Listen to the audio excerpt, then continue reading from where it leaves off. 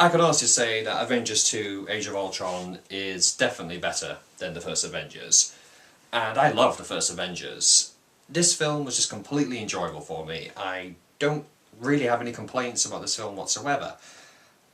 When I first saw the trailer, I expected the character Ultron to be this ultra-serious villain. He was not going to mess about, he was not going to be joking around like Loki was joking. And don't get me wrong, I like Loki a lot.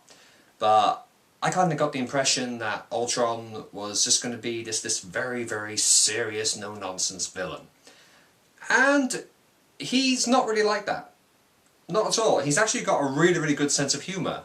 And I think I like him better than Loki. He's definitely a better villain than Loki, I have to say. But I think part of the charm of Ultron is James Spader. Now, if you haven't seen the TV show The Blacklist, you won't know what I'm talking about. But for those who have seen The Blacklist, James Spader plays a character on that show called Raymond Reddington. And I have to say, when I saw Ultron, I basically saw Raymond Reddington in a robot suit. James Spader got the voice and almost the mannerisms down, just the body language down almost exactly the same as Raymond Reddington. Now I know Ultron is a CG character we're seeing on screen, but they programmed his body language so well. You could just picture James Spader. You really could. And that really does a credit to the film, because James Spader, he steals the show completely.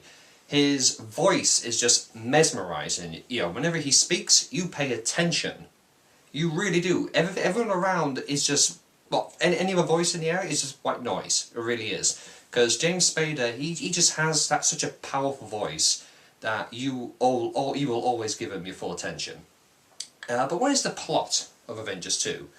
Well, Tony Stark feels that in case we get another alien invasion like we did in the first Avengers, the Avengers themselves may lose. So he wants to, in his words, create a suit of armour around the planet.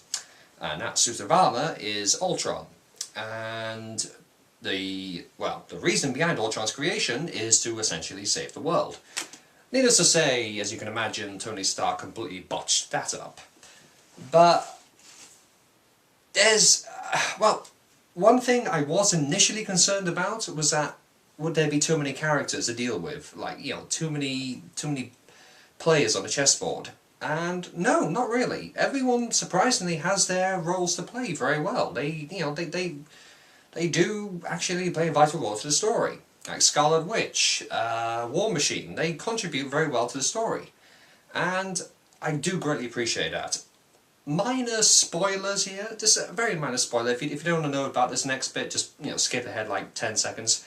I was really glad to see S.H.I.E.L.D. back in action in its former glory. I have to say, it was nice to sort of see, the big helicarrier come back. That was great. With Samuel L. Jackson behind the wheel, excellent. Spoilers over now, just in case you're wondering. But would I recommend Avengers 2 Age of Ultron? Oh yes, absolutely, absolutely. I would even suggest go and see it again multiple times in the cinema.